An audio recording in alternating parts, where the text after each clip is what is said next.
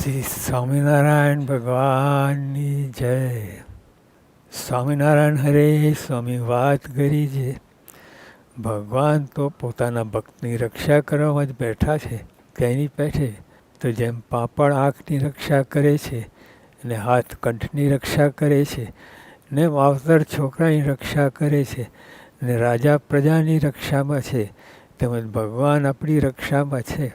સ્વામી કહું, ભગવાન તો પોતાના ભક્તની, એમને જે આશરો હે અને નામ લે છે, ટૂંકમાં ભગવાનનો આશરો છે, એની રક્ષામાં ભગવાન બેઠા છે. આમ તો રક્ષા બીજી બધાની કરે છે, આખી દુનિયાની, બ્રહ્માંડની રક્ષા, પણ મૂળ જે એમની પાસે છે એમને સંભાળે છે, એમને યાદ કરે છે અને બધી રીતે ભગવાનનો આશરો છે એની રક્ષામાં ભગવાન તત્પર બેઠા છે. જો ગુણાતીતાન સ્વામી શાસ્ત્રી મહારાજને આપત્તિ આવી તો આકાશ માર્ગે જતા હતા અને કોઈ પૂછ્યું, સ્વામીએ કહ્યું કે શાસ્ત્રી મહારાજ એમનું નામ લઈને કહ્યું કે એમની રક્ષામાં જઉં છું. એટલે દેખાય નહીં, આપણને દેખાય નહીં, પણ ભગવાન રક્ષામાં છે જ વૃત્તિ દ્વારા. એ તો અનંત પ્રકારની આપણે રક્ષા કરે છે.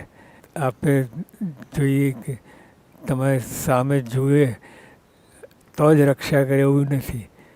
ભગવાન રક્ષા અનંત પ્રકારની છે, પણ મુખ્ય તો એમના ભક્તો છે એની રક્ષામાં.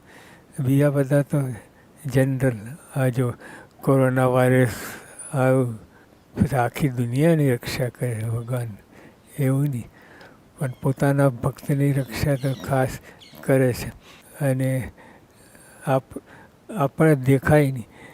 જો એકવાર શ્રીજી મહારાજ ગાળામાં જતા હતા અને પછી એક ઝાડ નીચે વિશ્રામ કર્યો, પછી આગળ જતાં કોઈની જણસ ખોઈ ગઈ હતી તો શ્રીજી મહારાજે કહ્યું, આ જ છે. હવે પોતાના ભક્તની રક્ષા તો પક્ષ રાખવો જોઈએ. કદાચ લીધું હોય તોય ના પડવી જોઈએ.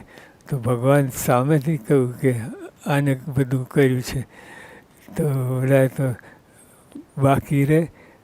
પછી માર્યો બધું, પછી શાંત પડ્યા. તો શ્રીજી મહારાજને કહું કે ભગવાન, મેં કંઈ લીધું નથી, કર્યું નથી, અને તોય મારી સાથે એને તમે અમથા અમથા ફસાઈ દીધા અને માર્યો. સ્વામી કે 10 જન્મનું વેર હતું અને તો આ થોડાકમાં પૂરું કર્યું. હવે આવી રીતે થાય તો આપણને ખબર ના પડે, પણ ભગવાન સદા રક્ષામાં જ છે. ટૂંકમાં ગમે એમ હોય પણ આપણી રક્ષામાં જ બેઠા છે. સ્વામિનારાયણ હરે. સ્વામી વાત કરી, 5-10 વાર સ્વામિનારાયણ સ્વામિનારાયણ નામ જાણે અજાણે લેશે તેનું પણ આપણે કલ્યાણ કરવું પડશે ને આખા બ્રહ્માંડને સત્સંગ કરાવવો છે. જેમની તો બહુ મોટી દ્રષ્ટિ છે. ખાલી 5 જણને કુણીનો ગોર ભાગે એવું નથી. 5-10 વાર સ્વામિનારાયણ જાણે અજાણે લેશે તેનું પણ આપણે કલ્યાણ કરવું પડશે.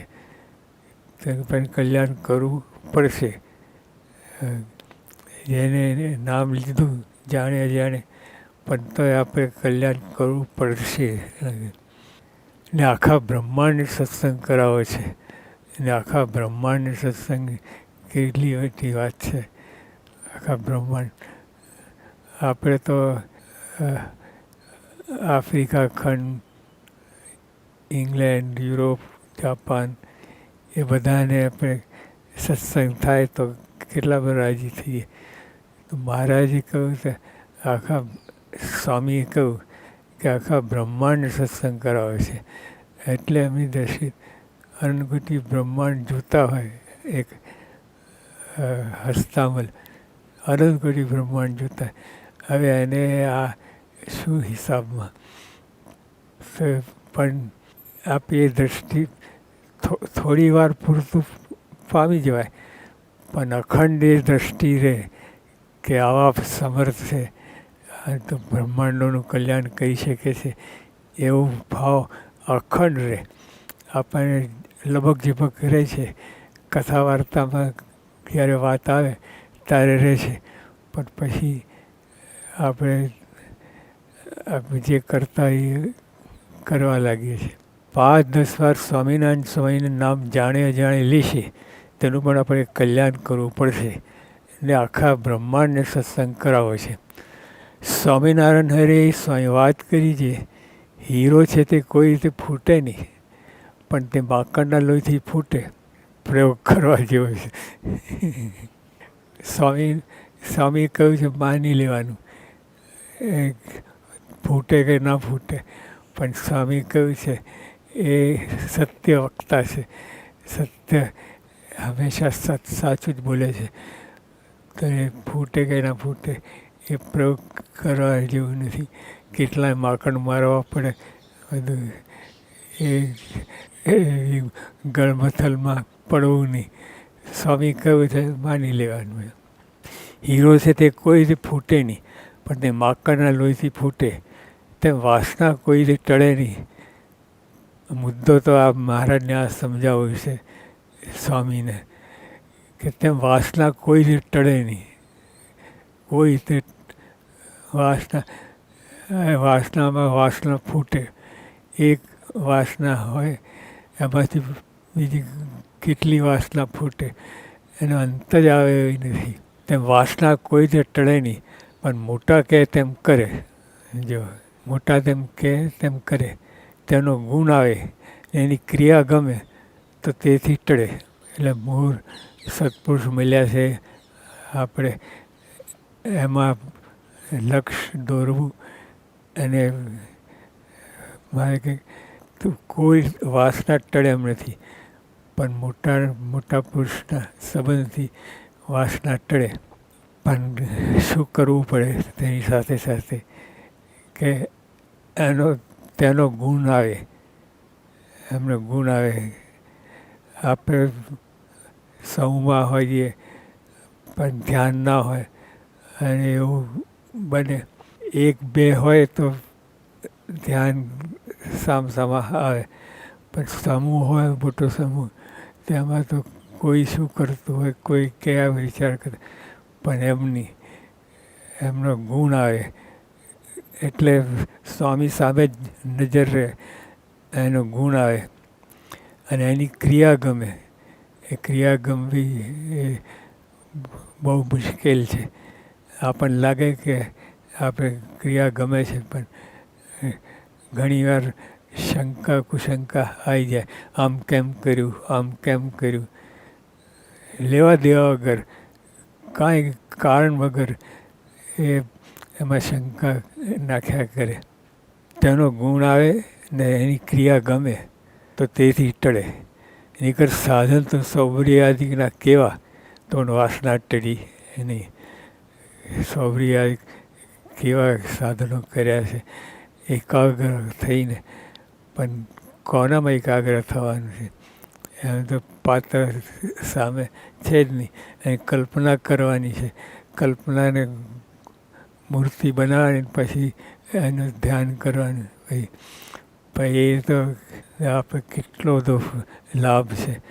આપણે યોગી બાપા, પ્રમુખ સાહેબ મહારાજ, ભગતજી મહારાજ, આ જે સંતો આપણને મળ્યા છે, પણ આપણે મનુષ્ય ભાવ રહે છે, અખંડ મનુષ્ય ભાવ રહે.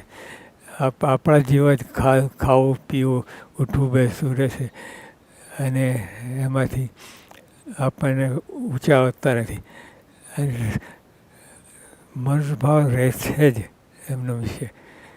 દીવ ભાવ રહે. જેમ પૂજામાં બેઠા હોઈએ અને જે ધારીએ એમને, અને જેવો દીવ ભાવ રહે એવો ભાવ રહેવો જોઈએ અખંડ, હાલતા ને ચાલતા. કે સાકરની મૂર્તિ છે, એટલે એમાં ત્યાગ ભાગ હોય નહીં. એવી રીતે સત્પુરુષમાં અખંડ દીવ ભાવ રહે. તો નીકળતો સાધના સોબરિયાના કેવા તો વાસના ટળી. ગમે એમ હોય, ગમે એવા સાધન કરે, ગમે આગા પાછા ઊંચા નીચા થાય, બધું પણ વાસના ટળે નહીં. અને દ્રષ્ટાંત આપ્યું છે કે સોબરિયાદિકના કેવા સાધન ગમે પણ તો પાણીમાં તો થોડી વાર રહેવાય, એક દિવસ રહેવાય, 2 દિવસ રહેવાય, પણ 60,000 વર્ષ સુધી પાણીમાં એક તો ઊભા રહેવું એ જ મુશ્કેલ છે. પાણીમાં આપણે ઊભા રહેવું એ કેટલી બધી મોટી વાત. પણ એવા કઠણ સાધન કર્યા છે, ટૂંકમાં એવા કોઈ પાર પામી શકે નહીં એવા સાધન કર્યા છે, તો પણ વાસના ટળી નહીં. અને આપણે મોટા પુરુષને એનો ગુણ આવે, ક્રિયા ગમે, એમાં વાસના ટળી જાય. આટલામાં અત્યારે કોરોના વાયરસ બધાને લેફ્ટ રાઈટ લીધી છે, કોઈ પણ છોડે નહીં. ગમે એવો કાસ્ટ ક્રીડ હોય, ગમે એવો ધર્મવાળો હોય, બધા હાથ જોડી ઊભા.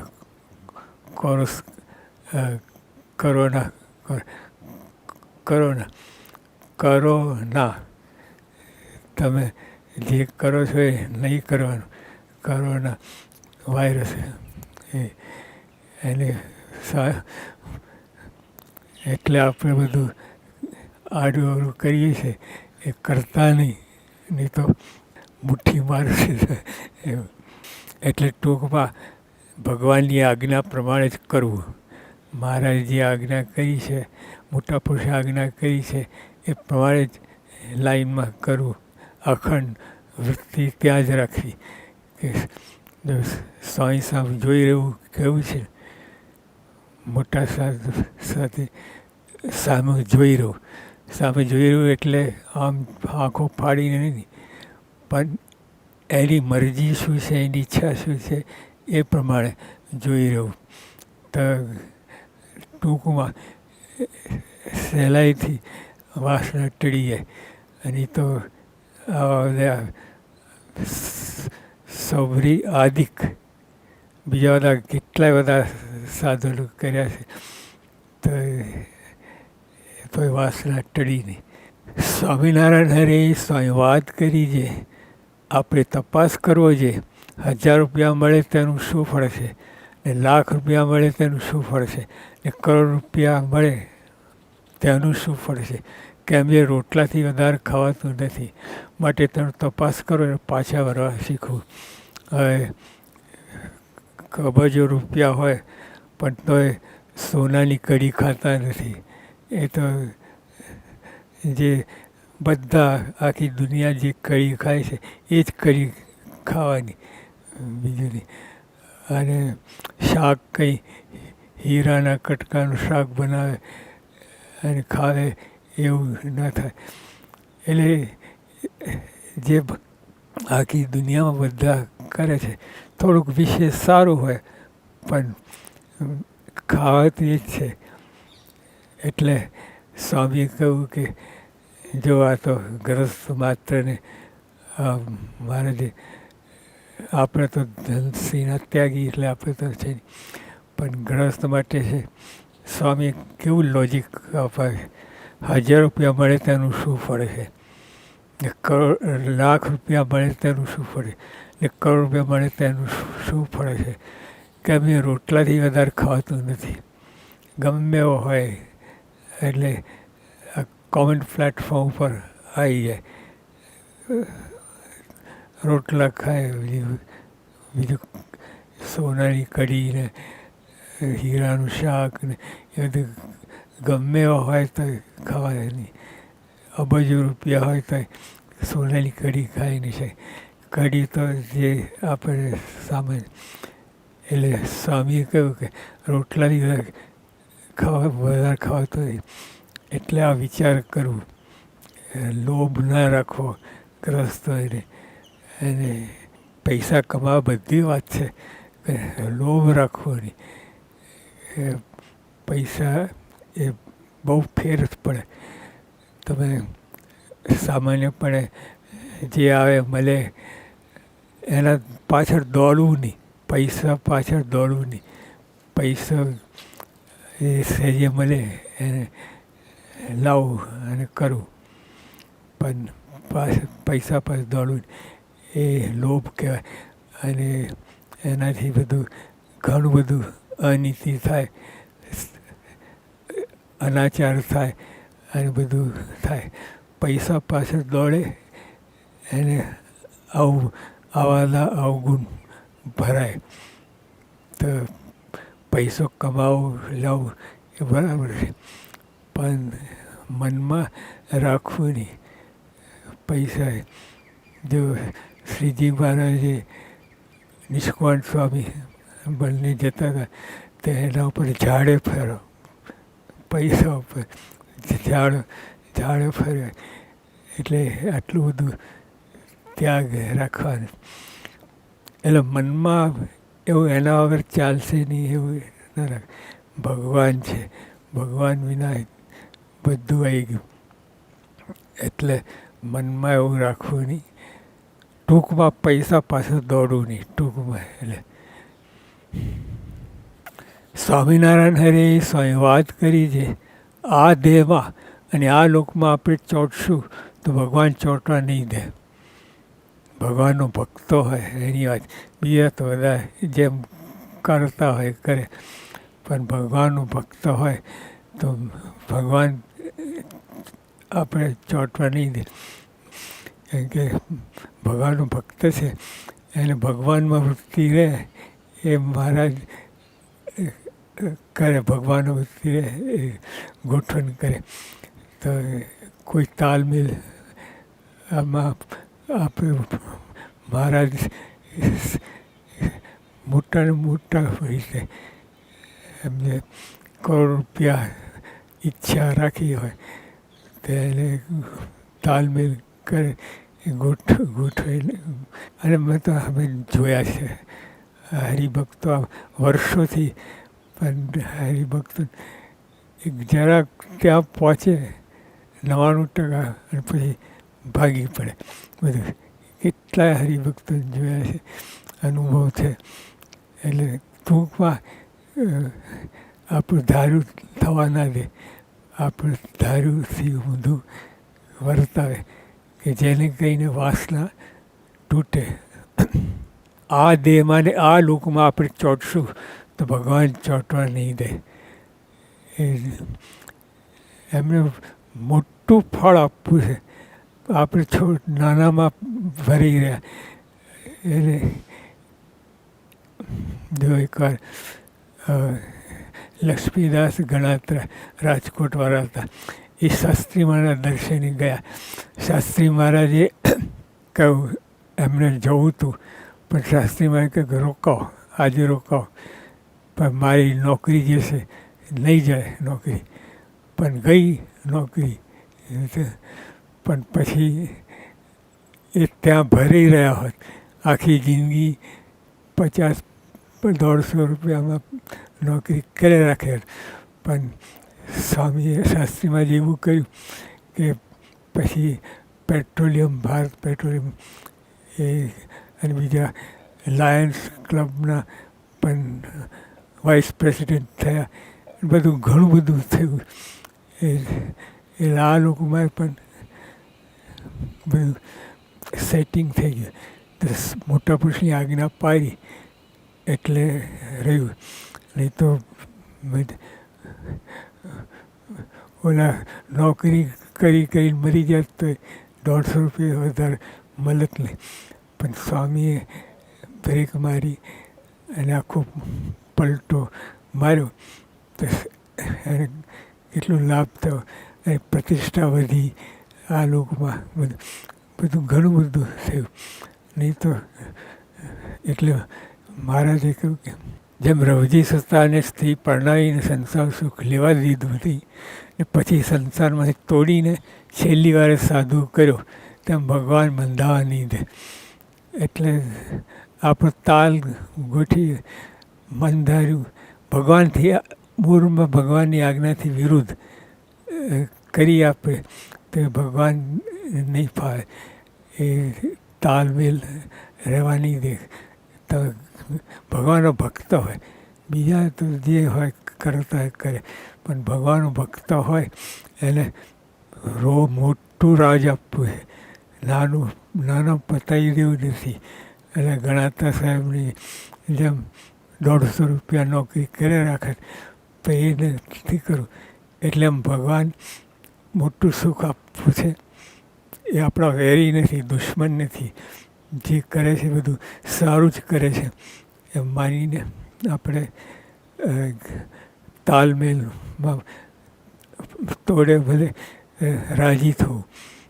કે નહીં તો આપણે તો કૂવામાં પડી એવા છે, પણ એ ખેંચીને આપણને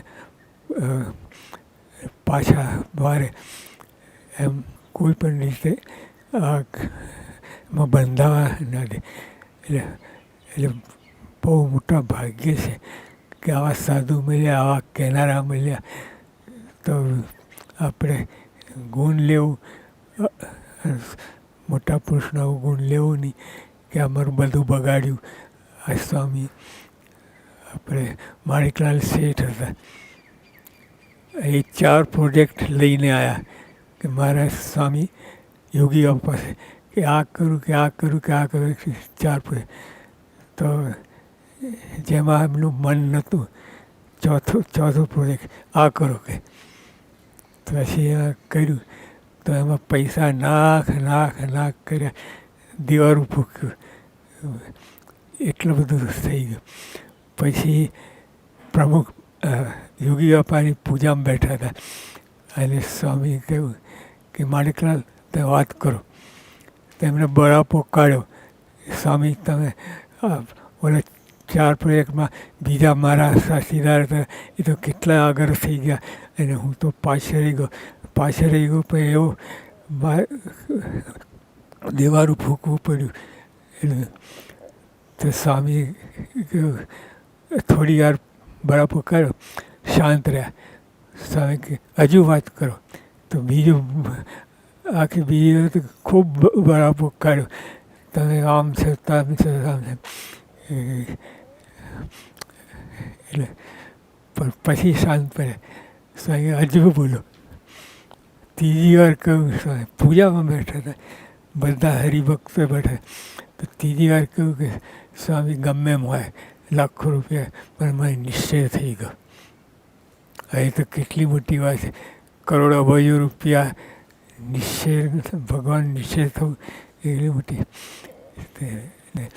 પણ ખરેખર જે સ્વામી કેવા છે એ એમાં પહોંચી ગયા કે સ્વામી બાપા આવા છે.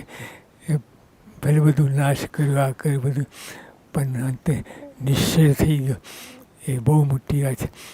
એટલે સ્વામી આ કળાયું, બળાપો કળાતા છેલ્લે નિશ્ચયનું ઉપર આવી ગયો. તો એ સ્વામીએ ત્યાં પહોંચાડી દીધા. એટલે મોટા પુરુષ આવી રીતે કરે. એમ ભગવાન બંધાવા નહીં દે. રોજી સર બધા જે તાલમેલ કરે, અને તાલમેલ તો 5 રૂપિયા, અને ભગવાનને આપવું છે અબજો રૂપિયા. એ પ્રાપ્તિ એમાં ડૂબક્યું કરવાનું, એમાં વૃત્તિ જાય પહોંચે, એ ભગવાનને કરાવવું છે. કે બધું આ તાલમેલ તોડાવવા માટેનું કારણ આ છે. સહજાનંદ સ્વામી મહારાજની જય.